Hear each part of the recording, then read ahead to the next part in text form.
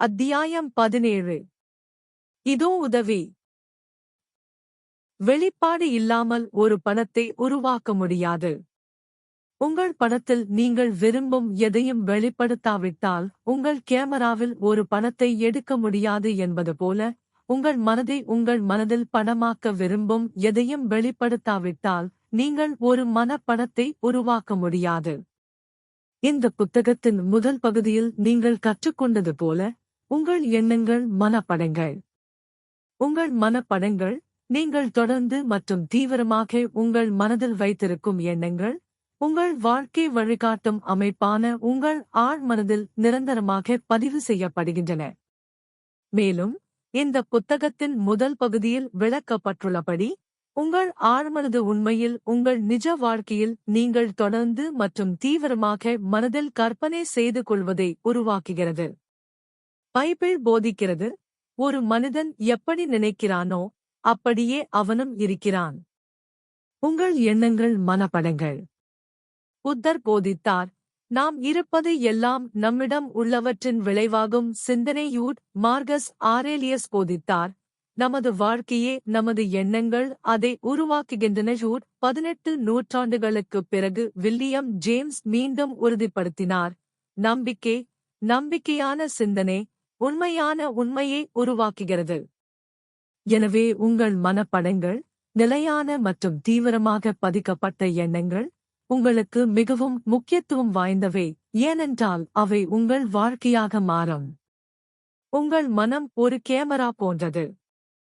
உங்கள் மனம், அதற்கு வெளிப்படும் எதையும் மனக்காட்சிகளாக உருவாக்குகிறது. அந்த மனப்படங்கள் பின்னர் உங்கள் வாழ்க்கையாக மாறும். பாடம் தெளிவானது மற்றும் எளிமையானது.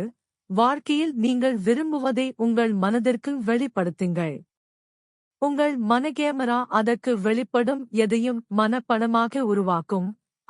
உண்மையான பொருள்கள். நீங்கள் பணக்காரராக விரும்பினால், செல்வத்துடன் தொடர்புடைய பொருள்களை உங்கள் மனதிற்கு வெளிப்படுத்துங்கள். பணம். பின்னர் ஒரு அத்தியாயத்தில் விவரிக்கப்பட்டுள்ள டாலர் பில் புத்தகக் குறியை பயன்படுத்தவும். பத்திரிகைகளிலிருந்து வெட்டப்பட்ட படங்கள், விலை உயர்ந்த வாகனங்கள், ஆடம்பர வீடுகள், நேர்த்தியான தளபாடங்கள், விலை உயர்ந்த ஆடைகள், மதிப்புமிக்க நகைகள், உங்களுக்கு செல்வத்தை பிரதிநிதித்துவப்படுத்தும் எதையும் சேர்த்து ஒரு ஸ்கிராப் புத்தகத்தை உருவாக்குங்கள். செல்வத்தின் பொருள்களை உங்கள் மனதை வெளிப்படுத்த உங்கள் ஸ்கிராப் புத்தகத்தை அடிக்கடி படியுங்கள். செல்வத்தின் தகுதியான நோக்கங்களுக்கு உங்கள் மனதை வெளிப்படுத்துங்கள். உங்கள் செல்வத்தை மற்றவர்களுக்கு உதவ எவ்வாறு பயன்படுத்துவீர்கள் என்பதை கற்பனை செய்து பாருங்கள். தொடர்புடைய செயல்பாடுகள். மனப்படத்தின் எங்கள் உதாரணத்தை தொடர்தல். செல்வத்தின் வெளிப்பாடு. ஒவ்வொரு வாரமும் சேமிப்பு கணக்கில் பணத்தை டெபாசிட் செய்யுங்கள். வளர்ச்சி பங்குகளை வாங்கவும், குறைந்த அளவுகளில் கூட. நீங்கள் உண்மையில் பங்குகளை வாங்க முடியாவிட்டால், முடிந்தால் நீங்கள் வாங்க விரும்பும் 10 பங்குகளின் பட்டியலை உருவாக்கவும். உங்கள் கற்பனை முதலீட்டின் போது ஒவ்வொன்றின் கொள்முதல் விலையையும் பட்டியலிடுங்கள். உங்கள் செய்தித்தாளில் வரும் பங்கு விலை மேற்கோள்களில் அவற்றின் ஏற்ற இறக்கங்களை தினமும் பின்பற்றுங்கள். முன்னணி நிதி வெளியீட்டிற்கு குழு சேர்ந்து அதை முழுமையாக படியுங்கள். உங்கள் மனதை நிதி, பணம், செல்வம் ஆகியவற்றிற்கு தொடர்ந்து வெளிப்படுத்துங்கள். தனிப்பட்ட தொடர்புகள். மனப்படத்தின் உதாரணத்தை இன்னும் தொடர்கிறது. செல்வத்தின் மீதான வெளிப்பாடு. உங்கள் வங்கியின் உயர் அதிகாரிகளை தனிப்பட்ட முறையில் அறிந்து கொள்ளுங்கள். உங்களுக்கு இப்போது தெரியாவிட்டால் உங்களை அறிமுகப்படுத்திக் கொள்ளுங்கள். நீங்கள் வங்கியின் வாடிக்கையாளர். நிர்வாகிகளை அறிய உங்களுக்கு உரிமை உண்டு. உங்கள் நகரத்தில் உள்ள முன்னணி வணிக நிர்வாகிகளை சந்தித்து அவர்களை தெரிந்து கொள்ளுங்கள். நீங்கள் அவர்களுடன் கூட்டுறவு கொள்ள முடிந்தால் நிச்சயமாக அவ்வாறு செய்யுங்கள். ஆனால் குறைந்தபட்சம் அவர்களை அறிந்து கொள்ளுங்கள். வெற்றிகரமான நபர்களின் அமைப்புகளில் சேருங்கள், குறிப்பாக மற்றவர்களுக்கு தீவிரமாக உதவுவதில் ஈடுபடுபவர்கள். முந்தைய உதாரணங்கள். செல்வத்தின் வெளிப்பாடுகளை நீங்கள் தொடர்ந்து மனதில் படமாக்கக்கூடிய நூற்றுக்கணக்கான வழிகளில் சில மட்டுமே. இதை நாங்கள் உதாரணமாக பயன்படுத்தினோம். நிச்சயமாக, நீங்கள் பணக்காரராக இருப்பதில் ஆர்வம் காட்டாமல் இருக்கலாம்.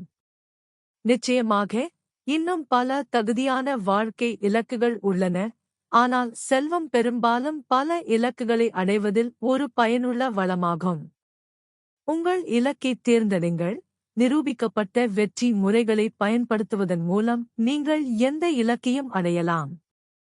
ஆனால், உங்கள் வாழ்க்கை இலக்கு எதுவாக இருந்தாலும், அதனுடன் தொடர்புடைய பொருள்கள், செயல்பாடுகள் மற்றும் மக்களின் மனப்படங்களை நீங்கள் தொடர்ந்து மற்றும் தீவிரமாக மனதில் பதிய வைக்க வேண்டும். மேலும் நீங்கள் ஒரு படத்தை உருவாக்க ஒரே வழி கேமராவைக் கொண்டோ அல்லது உங்கள் மனதில் உள்ளதோ வெளிப்பாடு மூலம் மட்டுமே. இருப்பினும், கேமரா படங்களுக்கு ஒரு கண வெளிப்பாடு மட்டுமே தேவைப்படுகிறது, ஆனால் மனப்படங்களுக்கு நிலையான வெளிப்பாடு தேவைப்படுகிறது.